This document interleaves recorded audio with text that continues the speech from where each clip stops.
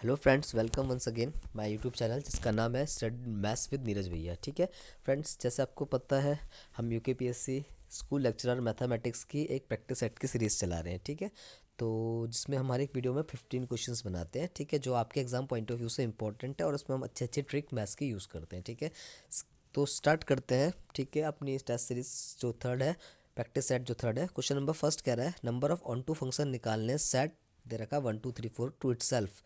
ठीक है, तो अगर सेट ए से ए का फंक्शन है और अगर आपको इस पे ठीक है total number of onto function निकालने, ठीक है, तो इसका डोमेन और को डोमेन सेम होगा। ठीक है, तो सेट ए की कार्डिनलिटी 5 है। ठीक है, तो total number of onto जो फंक्शन बनते हैं वो कितने बनते हैं, एन फैक्टोरियल बनते हैं। Total number of onto function अगर सेट ए की कार्डिनलिटी कितनी है, यहाँ पर 5 है, तो सीधा सीधा हमारा total number of onto function कितना आ जाएगा, 5 फैक्टर हो जाएगा। मतलब जनरल रूल होता है, अगर सेट ए की कार्डिनलिटी एन होती तो total number of onto जो फंक्शन बनते हैं वो कितने बनते हैं, total number of onto functions जो बनेंगे आपके कितने बनेंगे, ऑन टू फंक्शन जितने बनेंगे आपके वो कितने बनेंगे, एन फैक्टोरियल बनते हैं। ठीक है, तो इसके बाद नेक्स्ट क्वेश्चन में बढ़ते हैं क्वेश्चन नंबर सेकंड है, जो कि बहुत इंपॉर्टेंट क्वेश्चन है। मॉडुलस फंक्शन का इंटीग्रल करना है। आपने देखा होगा, आपको बहुत कॉम्पिटिटिव एग्जाम में इस तरह का क्वेश्चन बन जाता है। ठीक है, तो इसकी एक अप्रोच तो वो होती है कि मॉडुलस फंक्शन को आप ब्रेक करते हैं, फिर इसकी क्रिटिकल वैल्यू निकालते हैं। जैसे कि इसकी क्रिटिकल वैल्यू कितनी आ जाएगी, 5 हो जाएगी। फिर फंक्शंस को ब्रेक करते हैं, ब्रेक करने के बाद इंटीग्रल करते हैं। ठीक है, जो काफ़ी लॉन्ग मेथड है जिसमें आपका काफ़ी टाइम वेस्ट होता है और मैंने देखा है कि इसकी कैलकुलेशन करने में मिस्टेक भी काफ़ी होती है स्टूडेंट्स में को। ठीक है, तो इसके लिए मैं एक शॉर्ट ट्रिक लेकर आया हूँ। ठीक है, हम क्या करेंगे, देखो पहली शॉर्ट ट्रिक है, इसकी 3 शॉर्ट ट्रिक होती है। पहली शॉर्ट ट्रिक्स में पहला क्वेश्चन है, दूसरी शॉर्ट ट्रिक्स का दूसरा क्वेश्चन है और तीसरी शॉर्ट ट्रिक्स का तीसरा क्वेश्चन होगा। ठीक है, तो 8 से लेकर 5 और 5 से लेकर 2। ठीक है, हम क्या करेंगे, इसका डिस्टेंस निकालेंगे। ठीक है, अगर 8, देखो अगर मैं मानूँ बोलूँ कि अगर पी से लेकर क्यू फंक्शन है, ये मॉडल ऑफ एक्स माइनस ए है। ठीक है, जनरल रूल बना रहा है उसका। ठीक है, ये पी से लेकर क्यू है। ठीक है, अगर क्यू माइनस ए का डिस्टेंस और क्यू माइनस बी का जो डिस्टेंस है वो इक्वल आ गया, जिसको मैंने कहा क्या कहा, के आ गया। ठीक है, तो जो जो इसका सीधा सीधा इंटीग्रल का आंसर आएगा वो कितना आएगा, के स्क्वायर आएगा। कितना आएगा, सीधा सीधा के स्क्वायर। ठीक है, जैसे इस क्वेश्चन में था, आपको चेक करना है डिस्टेंस कितना है। ठीक है, तो 8 5 और 2, 5 इसकी क्रिटिकल वैल्यू, तो 8 में से 5 का जो डिस्टेंस आया वो 3 आएगा और 5 में से 2 का जो डिस्टेंस है वो भी कितना आया, 3 आया। तो जो इंटीग्रल का आंसर आएगा वो सीधा सीधा कितना आ जाएगा, 3 का स्क्वायर, मतलब कि 9 हो जाएगा। ठीक है, तो सीधा बिल्कुल आंसर आपका ऑप्शन नंबर कितना आ जाएगा, ए आ जाएगा, विदाउट वेस्टिंग ऑफ टाइम। ठीक है, लॉन्ग मेथड से काफ़ी लंबा भी जाएगा और इसमें मिस्टेक भी हो सकती है कैलकुलेशन। ठीक है, तो सीधा बढ़ते हैं क्वेश्चन नंबर थर्ड की तरफ। ठीक है, नेक्स्ट क्वेश्चन नंबर थर्ड में देखो 11 से 1 से लेकर 11 है, एक्स माइनस 5 है। ठीक है, तो 1 से लेकर 11 है। ठीक है, इसकी क्रिटिकल वैल्यू कितनी आई, 5 आई। ठीक है, लेकिन इस बार डिस्टेंस अलग अलग है। ठीक है, 11 और 5 का जो डिस्टेंस है वो 6 है और 5 और 1 का जो डिस्टेंस है वो 4 है। ठीक है, तो अब इसकी भी मैं आपको ट्रिक बता देता हूँ। ठीक है, अगर ए से लेकर या पी से लेकर क्यू, भी पी चला था ना हमने, तो पी से लेकर Q mod of x minus A D x का इंटीग्रेशन करना है, तो हम क्या करेंगे, q माइनस ए का जो डिस्टेंस निकालेंगे वो अलग आएगा। माना q माइनस ए का जो डिस्टेंस है वो कितना आया, q माइनस ए का जो डिस्टेंस आया वो मैंने कहा कि u आया। ठीक है, और p माइनस ए का जो डिस्टेंस आया वो v आया। कितना आया, v आया। तो जो इसका इंटीग्रल का आंसर आएगा वो कितना जाएगा, u square plus v square by 2 हो जाएगा। ठीक है, क्योंकि p माइनस ए करो या या p या ए माइनस पी करो, आपको मॉडुलस इसमें हमेशा लगाना है। ठीक है, ऐसे करके। ठीक है, तो यू अपॉन वी, तो सीधा जो इंटीग्रल का आंसर आएगा u square plus v square by 2 आ जाएगा। ठीक है, तो यहाँ पर 11 और 5 का जो डिस्टेंस है वो 6 है, 5 और 1 का डिस्टेंस कितना है, वो 4 आया। ठीक है, तो इसका जो आंसर आएगा 6 का स्क्वायर प्लस 4 का स्क्वायर बाय 2 हो जाएगा। ठीक है, मतलब कि 36 प्लस 4 का स्क्वायर 16/2, तो सीधा सीधा आंसर 52/2। तो सीधा सीधा आंसर कितना आ गया, 26 आ गया। तो जो इसका आंसर आएगा ऑप्शन नंबर कितना आएगा, बी आएगा। ठीक है, तो आपको करना क्या है, यहाँ से इसका डिस्टेंस निकालना है। ठीक है, क्यू से लेकर ए का डिस्टेंस उसको आपने यू बोला और फिर आपने जो डिस्टेंस निकाला ए से लेकर बी का। ठीक है, तो 5 में से 4 का डिस्टेंस, या आप ऐसे बोल सकते हो कि 5 में से 4 1 का जो डिस्टेंस आया, सॉरी 5 में से 1 का डिस्टेंस 4 आया और सीधा सीधा हमने इस पर ट्रिक लगा दी कि u square plus v square by 2। ठीक है, तो सीधा सीधा आंसर कितना आ गया, 26 आ गया। ठीक है, तो इसका ऑप्शन नंबर सी जो होगा आपका करेक्ट आंसर होगा। ठीक है, इसके बाद जो क्वेश्चन नंबर 4 है, इस पे -2 से लेकर 8 mod of x plus 4 dx है, ठीक है।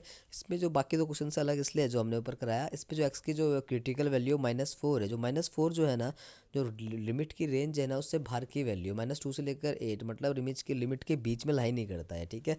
तो इसका जो डायरेक्ट रिजल्ट है सॉल्व करने का, एक बार देख लीजिए आप, ठीक है। अगर p से लेकर q mod of x minus A D x है, ठीक है, mod of x minus A D x है, p से लेकर q अगर आपकी लिमिट है, तो जो इसका इंटीग्रल आता है वो आता है 1/2 modulus of q minus p, modulus नहीं होता इसमें, q माइनस p होता है। फिर यहाँ पर जो होता है q में से a को आपको सब्ट्रैक्ट करना है, ठीक है, ये मॉड के अंदर होता है, प्लस फिर p में से भी आपको a को सब्ट्रैक्ट करना है, ये रिजल्ट भी किसके अंदर होता है, p में से a को सब्ट्रैक्ट करना है, ये रिजल्ट भी मॉड के अंदर होता है, ठीक है। ये डायरेक्ट रिजल्ट जो होता है इंटीग्रल करने के यूज़ होते, मतलब शॉर्ट ट्रिक्स है, ठीक है इसकी। लेकिन इस जब शर्त कंडीशंस क्या होती है इसकी, जब क्रिटिकल वैल्यू की जो वैल्यू रेंज से बाहर आ जाए तब आपको इंटीग्रल को यूज़ इस तरह से करना है, ठीक है, लिमिट की रेंज से बाहर हो जाए, ठीक है। जैसे कि -2 से लेकर 8 है mod of x plus 4 dx। अब स्टूडेंट यहाँ पर गलती ना करें, क्योंकि x माइनस ए है, ठीक है, x प्लस 4 है ना ये, तो क्रिटिकल वैल्यू कितनी आई आपकी -4 आ रहा है, ठीक है, जबकि ओरिजिनल फॉर्म में पॉजिटिव रिजल्ट होता है, तो आपको क्रिटिकल वैल्यू को -4 यूज़ करना है, ठीक है। तो यहाँ से कितना जाएगा 1/2 q माइनस पी, q 8 है माइनस पी, मतलब 8 + 2 हो जाएगा। फिर मल्टीप्लाई में q माइनस ए का मॉड, मतलब 8 में से -4, 8 और माइनस माइनस प्लस का 4, मतलब प्लस का 12 हो जाएगा। फिर प्लस p माइनस ए, मतलब माइनस का 2 प्लस का 4 माइनस का 6, फिर ये दोबारा से प्लस का क्या जाएगा 6 हो जाएगा, ठीक है। तो 8 + 2 10 इंटू 12 + 6 18, ठीक है। तो 2 से कितनी टाइम्स कट जाएगा, 5 टाइम कट जाएगा, तो 18 इंटू 5 बचा, तो सीधा सीधा आंसर क्या आएगा 70 आएगा, ठीक है। तो ये जो तीनों ट्रिक है इंटीग्रल की मॉडुलस फंक्शन वाली, इसको आप बिल्कुल एक जगह अच्छी जगह आप लिख लें इसे, ठीक है। और इस तरह के और क्वेश्चंस की प्रैक्टिस करें, जब तक आप प्रैक्टिस नहीं करेंगे तब तक आप सवाल नहीं कर पाएंगे, ठीक है। बस आपको याद रखना है कि मॉडल ऑफ x माइनस ए, अगर प्लस होगा तो आप प्लस माइनस लेके चलेंगे ए को, ठीक है, वहाँ पर मिस्टेक नहीं करनी है आपको, ठीक है। तो इस तरह के और सवाल मैं आपको और वीडियोज़ में भी कराऊंगा, लेकिन आप खुद से भी इन क्वेश्चंस की प्रैक्टिस करें, तभी ये ट्रिक्स आप यूज़ कर सकते हैं। जब आप इसको बार बार प्रयोग में लाएंगे, ठीक है, तभी एग्जाम में आपको याद रहेगी, वरना आप भूल जाएंगे, ठीक है। तो क्वेश्चन नंबर 5 की तरफ बढ़ते हैं, ठीक है। एलिप्स का क्वेश्चन है, इजी क्वेश्चन है। ये कह रहा है फोकाई ऑफ द एलिप्स जो है आपको +-2 दे रखी है और इसेंट्रिसिटी की वैल्यू 1/2 है, ठीक है। तो आपको एलिप्स की इक्वेशन निकालनी है, सेंटर ओरिजिन में एक्सेस जो है अलोंग द कोऑर्डिनेट एक्सेस है, ठीक है, कोई दिक्कत नहीं, सिंपल क्वेश्चन है। आपको फोकाई दे रखी है +-2, तो ई की जो वैल्यू ई की जो वैल्यू 2 होती है, जो फोकाई का फॉर्मूला जो होता है, ठीक है। अभी सेंट्रिसिटी आपको गिवन है 1/2, सेंट्रिसिटी की वैल्यू आप 1/2 पुट कर दो, तो ए 1/2 इक्वल्स टू 2, तो ए की वैल्यू कितनी आ जाएगी 4 आ जाएगी, ठीक है। फिर आपको एक रिलेशन याद रखना है सेंट्रिसिटी का, ए स्क्वायर की जो वैल्यू होती है इस पे किसके बराबर होती है, a² - b² के, ठीक है। तो ए की जो वैल्यू है आपको 2 दे रखी है, तो 2 का स्क्वायर 4 हो जाएगा। ए अभी अभी हमने कितना निकाला है 16 निकाला है, 4 निकाला है, माइनस का b², तो यहाँ से b² की जो वैल्यू आएगी 16 - 4 आएगी, तो b² की सीधी सीधी वैल्यू कितनी आ गई 12 आ गई। तो एलिप्स की जो इक्वेशन आ जाएगी वो क्या आ जाएगी, x² / 4 + y² / 12 = 1। तो ऐसा कौन सा ऑप्शन है, सॉरी a4 का स्क्वायर मतलब कितना हो जाएगा, ये 16 हो जाएगा, तो x² / 16 + y² / 12 = 1, तो ऑप्शन जो हो जाएगा सी हो जाएगा। ए की वैल्यू 4 थी इसलिए 4 का स्क्वायर 16 हो गया, ठीक है। इस मिस्टेक से आपको बचना है एग्जाम में, ठीक है।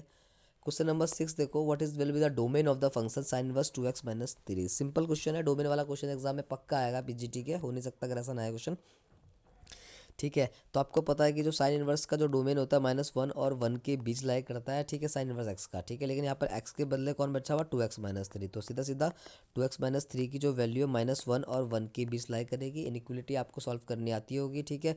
तो मुझे एक्स की रेंज निकालनी है, इसलिए मैंने जानबूझ के 3 सब जगह ऐड कर दिया ताकि 3 हट जाए, ठीक है। तो ये कितना हो जाएगा -+3 प्लस का 2x, 3 से 3 कैंसिल हो जाएगा और < 4, ठीक है। मुझे यहाँ पर x चाहिए इसलिए मैंने हर जगह 2 से डिवाइड कर दिया, तो 1 बचेगा x की और ये 2, तो जो x की रेंज आई 1 से लेकर 2 आई क्लोज इंटरवल के साथ, तो ऑप्शन नंबर सी जो होगा आपका करेक्ट आंसर होगा, ठीक है।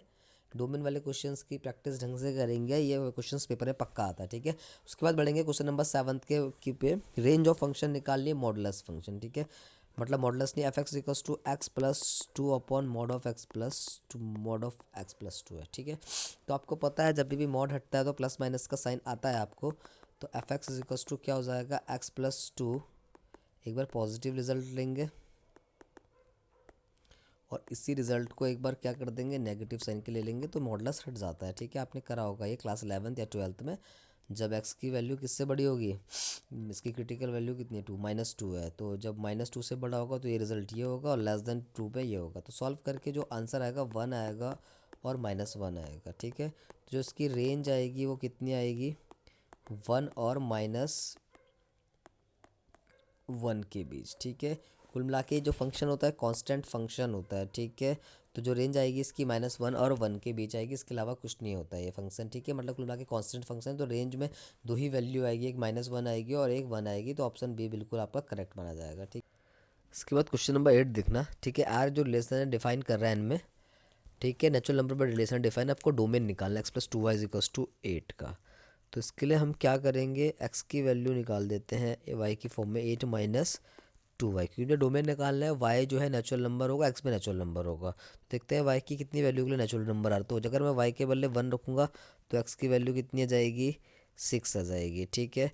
फिर मैं अगर y के बदले 2 रखूँगा तो x की वैल्यू कितनी आ जाएगी, 8 - 2 × 2, x की वैल्यू 4 आ जाएगी, ठीक है।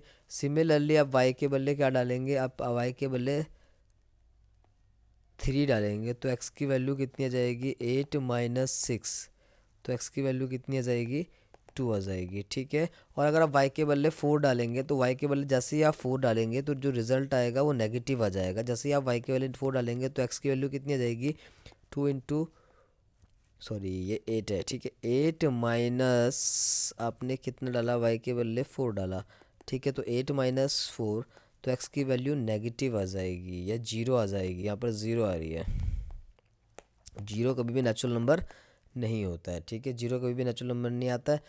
तो फिर इस जो इसका डोमेन आएगा सिर्फ उसके बाद नेगेटिव रिजल्ट आना शुरू हो जाएगा, जो हमें चाहिए ही नहीं, क्योंकि उसका जो डोमेन आएगा वो कितना आएगा, 246 आएगा, क्योंकि आपका जो डोमेन होना चाहिए वो नेचुरल नंबर होना चाहिए, ठीक है। तो सीधा आंसर ऑप्शन नंबर सी हो जाएगा, ठीक है। उसके बाद क्वेश्चन नंबर 9 है कि area bounded by the parabola y = x, ये y = x ना होके y = x² है, and the line y = 2x, ठीक है। तो मैंने आपको बताया था अगर x² = 4ay पैराबोला की इक्वेशन है, शॉर्ट ट्रिक बताई थी मैंने आपको, और y = अगर mx जो आपका पैराबोला लाइन की इक्वेशन है, तो जो इसका सीधा सीधा आंसर आता है, required area of region, area bounded या रीजन जो एरिया आता है वो क्या आता है, बाउंडेड रीजन जो आता है आपका, सीधा सीधा क्या आता है, 8/3 a² होता है, ठीक है इसका आंसर, ठीक है। तो हमारी जो इक्वेशन x² = y है, अगर मैं स्टैंडर्ड फॉर्म से कंपेयर करूँगा x² = 4ay से, तो a की जो वैल्यू आएगी वो कितनी आ जाएगी, 1/4 आ जाएगी, और y = 2x, वाली लाइन की जो स्लोप आएगी y = mx से मैं कंपेयर करूँगा तो m कितना आ जाएगा, 2 आ जाएगा, ठीक है। तो 8/3 a², 1/4 का स्क्वायर इंटू m का क्यूब, m कितना है, 2 है, तो 2 का क्यूब हो जाएगा, ठीक है।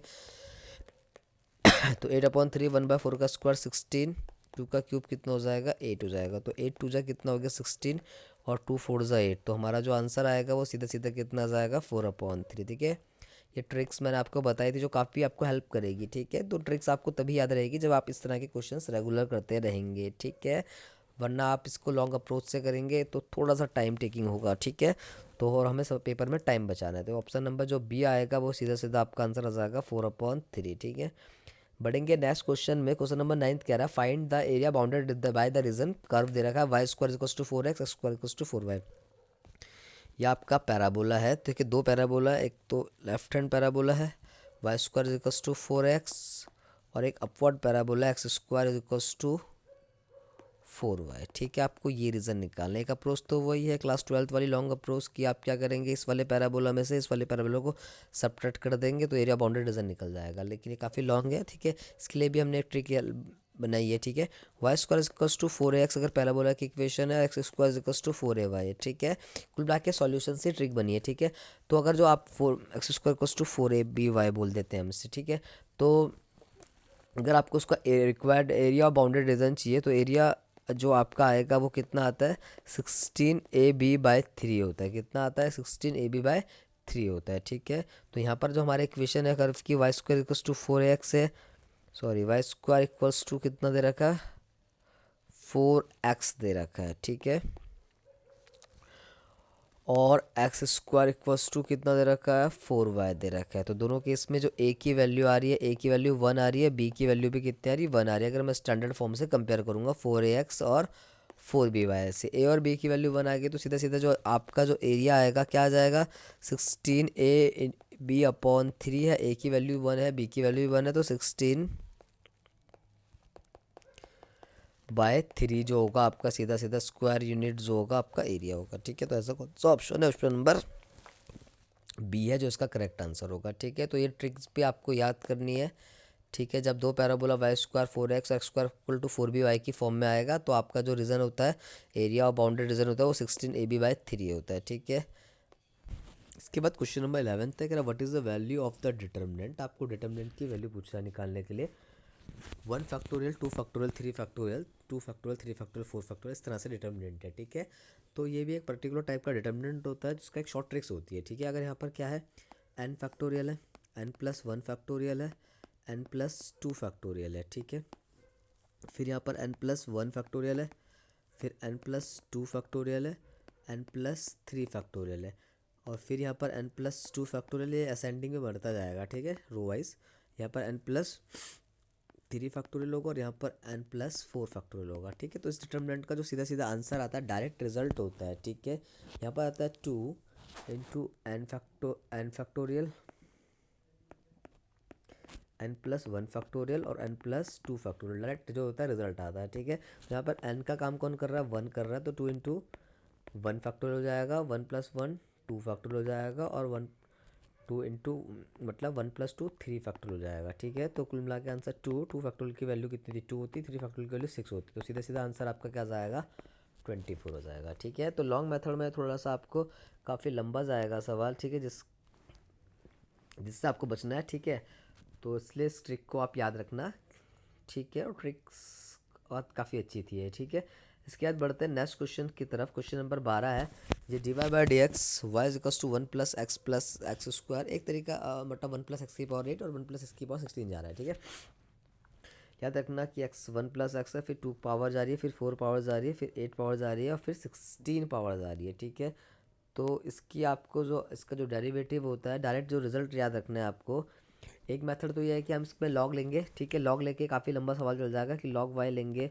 क्लास 12 में हम जब इस पर करते थे, फिर लॉग की प्रॉपर्टी लगाएंगे, लॉग m+n वाली 1+x, और काफ़ी लॉन्ग जाएगा। ठीक है,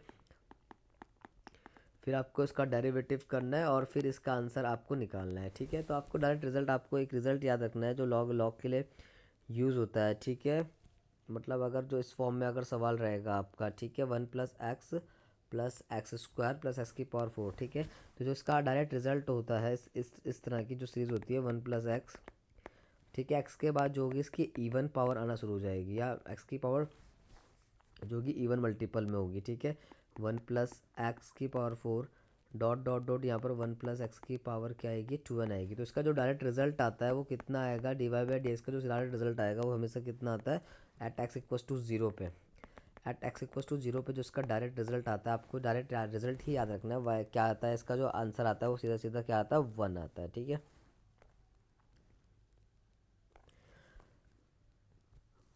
बढ़ते हैं नेक्स्ट क्वेश्चन की तरफ। ठीक है, ये कह रहा है cos x cos 4x cos 8x। ठीक है, एक तरीका वही है, इसमें लॉग लेके करते हैं। ठीक है, लेकिन एक तरीका जो है इसका शॉर्ट ट्रिक्स का भी है। ठीक है, अगर आपका देखो y इज इक्वल्स टू क्या फंक्शन है, cos x है, cos 4x है, cos 8x है। ठीक है, x के बाद 4x है, एक फिर 4 का ट्वाइस हो रहा 2x है, फिर ऐसे करके अगर 6 बढ़ती जाएगी 2 की पावर में। ठीक है, 2 की पावर 1 0, फिर 2 की पावर 2, फिर 2 की पावर 3, इस तरह से बन रहा है। ठीक है, या ऐसा समझ लीजिए x है, फिर 4x है, और फिर क्या है 8x है। ठीक है, अगर ये सीरीज़ आपकी बढ़ती जा रही है, ठीक है, तो इसका जो आंसर आता है वो और अगर आपको 1/y dy/dx पूछे एट x इक्वल्स टू π/4 में, तो एट x इक्वल्स टू π/4 में जो इसकी वैल्यू आती है वो हमेशा कितनी आती है, वो आती है आपकी एट माइनस का 1। ठीक है, ये डायरेक्ट रिजल्ट होता है, आपको याद करना है। एक तरीका इसका लॉग लेके भी है, लेकिन अगर आपको कुछ ट्रिक्स याद नहीं है तो काफ़ी लॉन्ग जाएगा। ठीक है, और अगर आपको ट्रिक पता है कि अगर 1/y dy/dx की वैल्यू पूछ रहा है, ठीक है, एट x = π/4 में, जो सीधे सीधा जो आंसर आएगा वो कितना आएगा, -1 आएगा। ठीक है, ठीक है। इसी में एक और अप्रोच होती है, सेम चीज़ है, y = cos x cos 4x, result same है, लेकिन इस बार क्या पूछ रहा है, dy/dx पूछेगा एट x = π/4 में। अगर dy/dx एट x = π/4 में पूछेगा तो जो आंसर आएगा वो आपका 1/√2 आएगा, 1/√2 आएगा। ठीक है, ठीक है। और अगर 1/y dy/dx पूछेगा एट x = π/4 में -1 आएगा। ठीक है, देखो ये ट्रिक्स आपका टाइम बचाने के लिए और कुछ नहीं है। अगर आपको ट्रिक्स याद नहीं आती तो आप लॉन्ग वाले मेथड से इजीली मतलब कर तो सकते हैं, लेकिन थोड़ा सा टाइम लगेगा। ठीक है, अगर आपको ट्रिक आती है, क्योंकि क्वेश्चन से इंपॉर्टेंट है, कॉम्पिटिटिव एग्जाम के ही क्वेश्चन है, तो एट अ टाइम अगर आपको ट्रिक्स याद आ गई तो आपका समय बच जाएगा। ठीक है, इसके बाद देखिए क्वेश्चन नंबर 14 है। ठीक है, काफ़ी अच्छा क्वेश्चन है क्वेश्चन नंबर 14। ठीक है, ये क्या कह रहा है, y = fx = x³ sin x cos x, ये डिटर्मिनेंट्स के अंदर है। ठीक है, तो आपको डिटर्मिनेंट का डेरिवेटिव्स पूछ रहा है, वो भी थर्ड डेरिवेटिव। ठीक है, तो डिटर्मिनेंट अगर कोई भी आपका डिटर्मिनेंट है x y z, मैं आपको बता रहा हूँ, अगर ABCDEFGHI कोई भी डिटर्मिनेंट है, अगर आपको डिटर्मिनेंट का डेरिवेटिव करना है, डिटर्मिनेंट ऑफ ए का जो है, अगर आपको डेरिवेटिव करना है तो कैसे करते थे, याद करते हो, आपको याद होगा, पहले फर्स्ट रो का डेरिवेटिव होता है। ठीक है, फर्स्ट रो का डेरिवेटिव करेंगे आप, बाकी दो रो ऐसे ही रखनी है।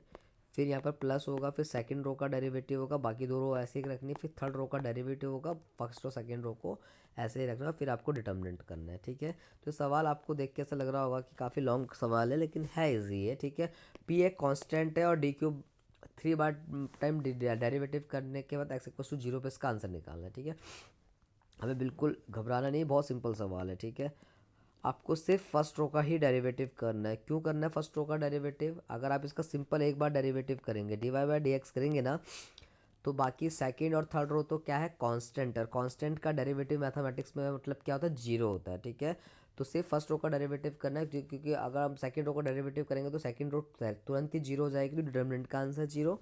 सिमिलरली थर्ड रो भी तुरंत जीरो हो जाएगा डिटर्मिनेंट, क्योंकि कांस्टेंट है। तो सिर्फ आप फर्स्ट रो का डेरिवेटिव करेंगे, मैं डायरेक्ट कर रहा हूँ क्योंकि 3 बार डेरिवेटिव करना, तो आप फर्स्ट रो का ही 3 बार डेरिवेटिव कर दो, बाकी करने की जरूरत है ही नहीं सवाल में। ठीक है, तो x³ का 3 बार डेरिवेटिव, फर्स्ट बार 3x² होगा, सेकंड बार 6x होगा, फिर थर्ड बार 6 हो जाएगा। साइन x का 3 बार डेरिवेटिव, एक बार कॉस होगा, फिर माइनस साइन होगा, फिर क्या होगा, माइनस साइन का, फिर माइनस का कॉस x हो जाएगा। ठीक है, सिमिलरली कॉस x का 3 बार डेरिवेटिव, माइनस साइन x, फिर माइनस साइन x का कॉस x माइनस का, फिर माइनस कॉस x का प्लस का साइन x। ठीक है, चेक कर लेना आप इसका डेरिवेटिव, 6 -1 0। याद रखना कि बाकी दो रो कांस्टेंट थी, इसलिए हमने डेरिवेटिव का फॉर्मूला लगाया ही नहीं, सीधे सिर्फ फर्स्ट रो का ही डेरिवेटिव किया। अब आप इसका एक्सपेंड डिटर्मिनेंट्स को एक्सपेंड कर देंगे और x के बदले लास्ट पे जीरो रख देंगे, या डायरेक्ट x के बदले जीरो रख देंगे, ऐसे कोई दिक्कत नहीं। यहाँ पर हम डायरेक्ट x के बदले जीरो रख देते हैं, सवाल हमारा और आसान बन जाएगा। ठीक है, फिर 6 हो जाएगा, कॉस 0 के लिए -1 होती है, साइन 0 0 होता है, ये 6 -1 0 p² p³। ठीक है, आपको पता है ये डिटर्मिनेंट्स का रूल होता है, अगर किसी भी डिटर्मिनेंट की दो रो और कॉलम इक्वल होते हैं तो डिटर्मिनेंट का आंसर क्या आता है, जीरो आता है। तो यहाँ पर r1 = r2 है, तो डिटर्मिनेंट का जो वैल्यू आएगी जीरो आएगा, तो आंसर क्या आ जाएगा, इंडिपेंडेंट ऑफ p, क्योंकि आंसर में p नहीं आ रहा है। ठीक है, नेक्स्ट क्वेश्चन कह रहा है फाइंड द मैक्सिमम और minimum value 4 sin² theta plus cos² theta. ये cos² थीटा नहीं, cos की पावर 4 थीटा है। ठीक है, स्क्वायर होता तो sin² theta plus cos² theta तो 1 हो जाएगा, तो मैक्सिमम और मिनिमम वैल्यू सेम होएगी। ठीक है, 4 और 4। ठीक है, तो 8 आंसर तो ऑप्शन में ऐसे वैसे भी नहीं है, तो सवाल है 4 sin² theta plus cos² theta. ठीक है, इसके लिए आप एक रिजल्ट याद रखेंगे। ठीक है, ये रिजल्ट होता है अगर साइन की पावर इवन थीटा हो, इवन और फिर एंगल थीटा, फिर प्लस कॉस की पावर भी इवन हो, जैसे कि इस क्वेश्चन में दोनों है, इस 2 भी इवन है 4 भी इवन है, तो जो इसकी मैक्सिमम वैल्यू जो होती है वो हमेशा हमेशा 1 होती है। कितनी होती है, 1।